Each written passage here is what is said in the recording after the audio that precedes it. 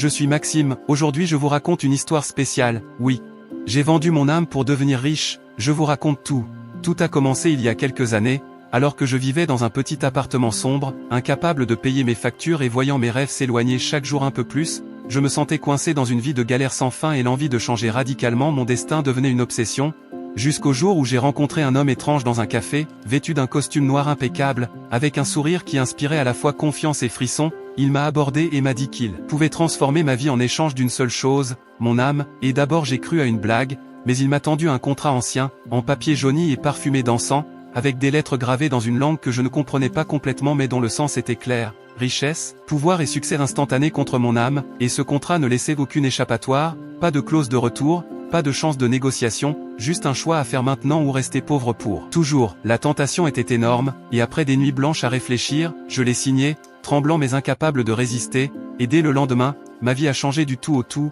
l'argent a commencé à affluer, je recevais des appels pour des investissements incroyables, des opportunités inimaginables, et chaque jour je voyais mon compte en banque gonfler de manière irréelle, mes dettes disparaissaient, mes amis me regardaient avec admiration, et je devenais célèbre dans mon cercle, tout semblait parfait, et je me sentais invincible, comme si le monde m'appartenait. Mais très vite, j'ai commencé à remarquer des détails inquiétants, des ombres qui bougeaient dans ma maison quand je restais seul, des visages effacés apparaissant dans les miroirs, des voix chuchotant mon nom dans le silence de la nuit, et chaque rêve que je faisais était hanté par une présence sombre qui me regardait, toujours, me jugeant, attendant quelque chose de moi. Les gens autour de moi commençaient à changer aussi, certains semblaient fascinés par ma réussite, d'autres devenaient étrangement distants, comme s'ils savaient que quelque chose clochait, et moi je continuais à ignorer ces signes, obnubilé par la richesse qui me tombait dessus, les voitures de luxe, les voyages, les fêtes somptueuses, et chaque instant était une montée d'adrénaline, mais aussi une chute dans une solitude glaciale que je refusais de voir. Puis, un soir, alors que je comptais les billets dans ma chambre, une tempête s'est levée soudainement dehors,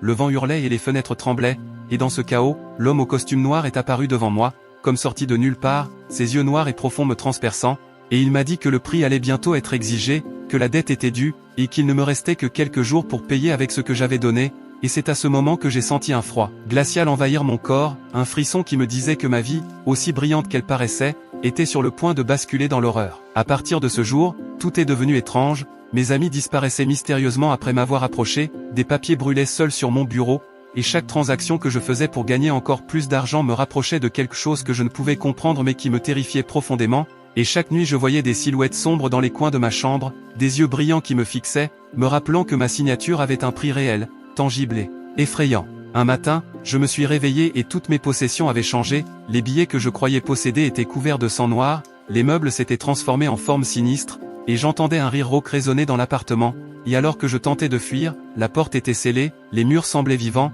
et j'ai compris que j'étais pris au piège par l'ombre à qui j'avais vendu mon âme, qu'elle réclamait maintenant ce qu'elle m'avait promis et que chaque instant que j'avais vécu dans la richesse n'avait été qu'un leurre, un chemin vers ma perte. Les jours suivants ont été un mélange de terreur et de folie, je voyais des choses qui n'existaient pas, des gens morts ou disparus dans mes rêves me poursuivaient dans la réalité, et l'homme au costume noir revenait sans cesse, me proposant des marchés encore plus fous en échange de mon humanité, mais chaque marché me rapprochait de l'oubli total, et je savais que bientôt il ne resterait plus rien de moi si je continuais à céder. Pourtant, la tentation était toujours là, insidieuse, comme une drogue impossible à refuser, et j'étais coincé dans ce cycle infernal, prisonnier de la richesse que j'avais acquise mais incapable de m'en débarrasser, et même si je voulais hurler, personne ne pouvait m'entendre, et je réalisais chaque jour que j'étais seul, entouré de toutes mes possessions et de mon succès, mais condamné à vivre dans l'ombre de ce que j'avais vendu, jusqu'à ce que l'ultime paiement soit exigé, et que je devienne moi-même un fantôme, invisible et prisonnier de la dette que j'avais contractée pour toucher la richesse que je croyais mériter. Les jours suivants, la situation est devenue encore plus terrifiante, car l'homme au costume noir ne se contentait plus de m'apparaître la nuit ou dans des coins d'ombre,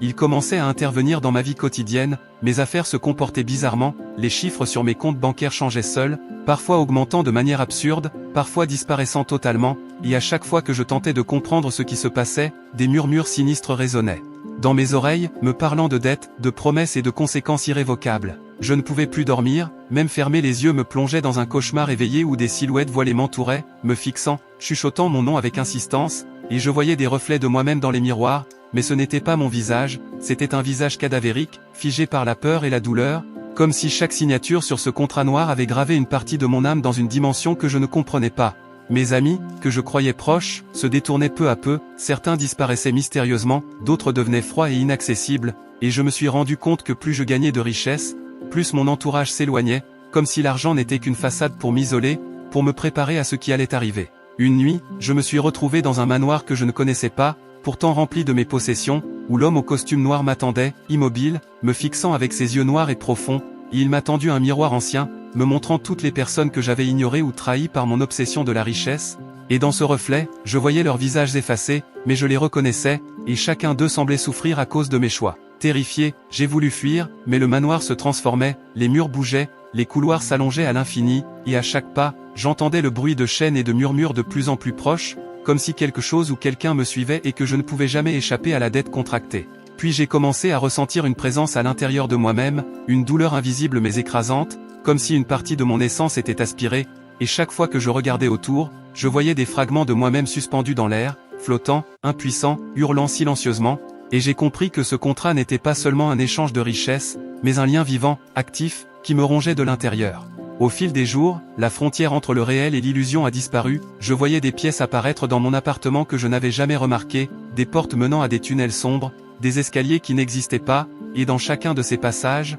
des symboles gravés, des livres ouverts, des fioles contenant des liquides qui bougeaient comme s'ils étaient vivants, et à chaque tentative pour m'échapper, l'homme au costume noir apparaissait derrière moi, toujours immobile, toujours silencieux, mais toujours terrifiant. Mes nuits étaient hantées par des visions d'une richesse dévorante, des montagnes d'or et d'argent, des piles de billets qui se transformaient en sable mouvant, m'engloutissant, et à chaque fois que je pensais toucher l'abondance, je tombais dans un gouffre de ténèbres, jusqu'au moment où j'ai entendu une voix, semblable à la mienne, venant du fond de mon esprit, me supplier de me libérer, de briser le contrat, mais je ne savais pas comment, car chaque tentative pour résister semblait renforcer le lien. Et puis un matin, en ouvrant les yeux, j'ai constaté que ma chambre entière était transformée en salle de jugement, des silhouettes masquées étaient assises autour de moi, me fixant, et sur la table devant elles, des papiers anciens indiquaient tous les paiements que je devais encore effectuer, non en argent, mais en partie de moi-même, de ma liberté, de mon humanité, et j'ai compris que la richesse que j'avais gagnée n'était qu'une façade, un piège, et que bientôt je ne serais plus qu'une coquille vide,